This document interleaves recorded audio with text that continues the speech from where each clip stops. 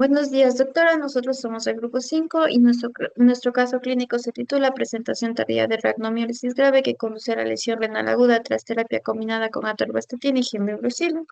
Como introducción tenemos que la rhabdomiólisis es la necrosis del tejido musculoesquelético y la consecuente liberación de su contenido intracelular a la circulación sistémica, lo que produce alteraciones bioquímicas y en casos graves lo que es la insuficiencia renal aguda. También se mencionan a las estatinas, que son medicamentos utilizados para tratar dislipidemias. Sin embargo, al combinarlos con los fibratos, aumentan el riesgo de la toxicidad muscular. Además, nuestro caso clínico es de relevancia, ya que la situación es atípica y tardía en cuanto a esta manifestación clínica. Y a pesar de que el paciente dejó lo que es el gen fibrosilo, a los pocos días desarrolló lo que es la rhabdomiólisis y posteriormente la insuficiencia renal aguda, lo que resalta la importancia de la vigilancia médica en un tiempo prolongado. En cuanto a los objetivos, tenemos que identificar los factores de riesgo y la interacción farmacológica entre la atorvastatina y gemibrucil asociados al desarrollo de la agnomiólisis. De igual forma, evaluar la evolución clínica y bioquímica del paciente para comprender la progresión hacia la insuficiencia renal aguda y finalmente analizar el manejo terapéutico, incluyendo el papel de la hemodiálisis para la vigilancia de pacientes en la terapia hipolipemiante combinada. Como nombre no es paciente masculino de 62 años, presente de con antecedentes patológicos de accidentes de 2, hipertensión, insuficiencia renal crónica y sus exámenes complementarios todos elevados, especialmente la hemoglobina urinaria, que es característico en la análisis del mecanismo fisiopatológico de química para la combinación de la atorvastatina y fibroxilo. Ese tuvo un efecto miotóxico sinérgico, ya que daña las fibras musculares provocando necrosis muscular. Entonces, también tenemos lo que es el mecanismo bioquímico de la atorvastatina, que bloquea la 3-metil y glutaryl-CoA reductasa, que produce el colesterol, disminuyendo la enzima Q10 reductasa ATP, lo que esta es la que reduce la deficiencia de la energía de los músculos. El mecanismo de acción fibrosilo es que estimula los receptores PAR, lo que reduce los triglicéridos del nivel HDL para la combinación.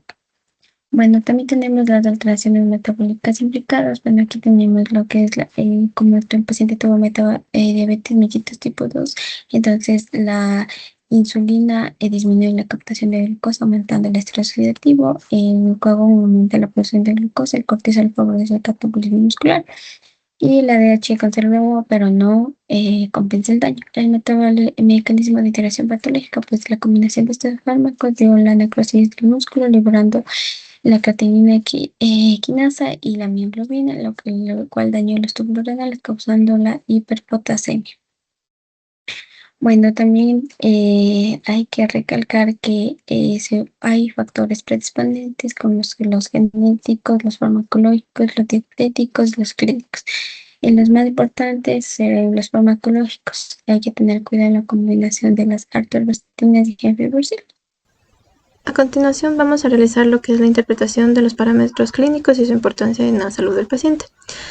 Como primera instancia tenemos los marcadores de daño muscular, en donde la creatinina quinasa se encontraba superior al rango normal, confirmando la presencia de rhabdomiólisis severa debido a la necrosis muscular. La mioglobina urinaria positiva indicaba la liberación de proteínas musculares que pueden producir lesión tubular renal.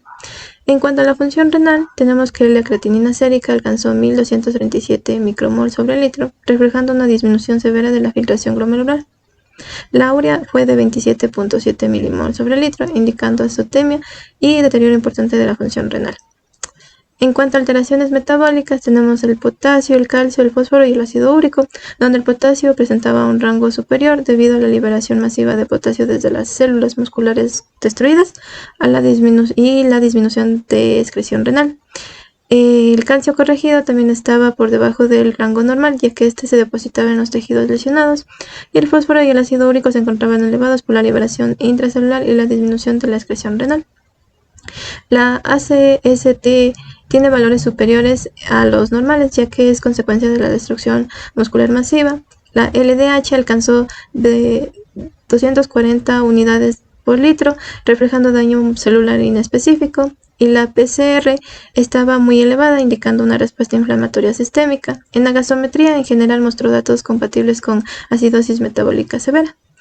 En hematología y factores asociados, tenemos que la hemoglobina fue inferior al rango normal, lo que indicaba anemia secundaria a la enfermedad renal crónica. Las plaquetas estuvieron por debajo del rango normal. La glucosa fue de 145 miligramos sobre decilitro, indicando un control glucémico. Por otra parte, en la integración del artículo científico, el artículo que se seleccionó confirmaba que la creatinina sérica y la diuresis continúan siendo los principales criterios de diagnóstico para la lesión renal aguda. Asimismo, mediante la combinación de creatinina quinasa elevada y mioglobulina urinaria, da evidencia de la destrucción muscular severa. También el artículo propone nuevas técnicas y criterios laboratoriales como los biomarcadores emergentes como el NGAL, el KIM1, que estos marcadores permiten detectar el daño renal estructural antes de que se produzca un incremento significativo de la creatinina sérica.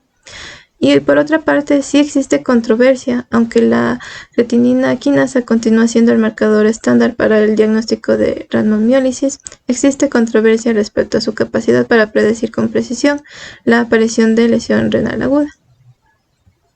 Tratamiento de rhabdomiólisis grave y lesión renal aguda producida por atorvastatina y gemfibrocilo. Esta es la destrucción masiva del tejido muscular liberando sustancias tóxicas al torrente sanguíneo provocando una lesión renal aguda que requiere tratamiento inmediato. El primer paso terapéutico fue suspender inmediatamente la atorvastatina y el gemfibrocilo para evitar que continúe el daño muscular y reducir la liberación de mioglobina hacia la sangre. Así también se tomó en cuenta una administración agresiva de líquidos intravenosos, aumentando la perfusión renal, favoreciendo la eliminación de mioglobina y disminuyendo el riesgo de insuficiencia renal progresiva. Además, se realizó un monitoreo continuo de los niveles de creatinina quinasa, creatinina sérica, potasio y producción de orina para evaluar la gravedad del daño muscular y la recuperación renal. Como sabemos, la rhabdomiólisis puede causar alteraciones electrolíticas peligrosas, especialmente hiperpotasemia, la cual aumenta el riesgo de arritmias cardíacas, así que debe ser importante corregir los desequilibrios metabólicos. Y cuando una lesión renal aguda severa, es necesario la hemodiálisis. Este es un procedimiento que ayuda a mantener el equilibrio interno mientras se recupera la función renal. Tras la suspensión de los medicamentos y el tratamiento de soporte intensivo, los marcadores musculares y renales comienzan a normalizarse, permitiendo una recuperación progresiva del paciente. Este caso demuestra la importancia de reconocer tempranamente la rhabdomiólisis inducida por medicamentos, aplicar un tratamiento rápido y vigilancia estrecha de la función renal del paciente. Finalmente, las conclusiones de este caso clínico destacan que la combinación de atorvastatina y gemfibrocilo puede desencadenar una rhabdomiólisis grave con lesión renal aguda. Este riesgo se incrementa en pacientes con factores predisponentes como diabetes mellitus, hipotiroidismo y enfermedad renal crónica, condiciones que favorecen la vulnerabilidad del tejido muscular y la disminución de la capacidad de la depuración renal. Ante esta situación, el tratamiento oportuno fue determinante. Se corrigieron los trastornos electrolíticos y se recurrió a la hemodiálisis, lo que permitió la recuperación del paciente. Este caso subraya la importancia de evaluar cuidadosamente las interacciones farmacológicas antes de prescribir combinaciones terapéuticas, identificar factores de riesgo individuales y garantizar un monitoreo clínico estrecho. Solo de esta manera se pueden prevenir complicaciones potencialmente fatales ante la seguridad del paciente. A continuación se presentan las bibliografías utilizadas y muchas gracias.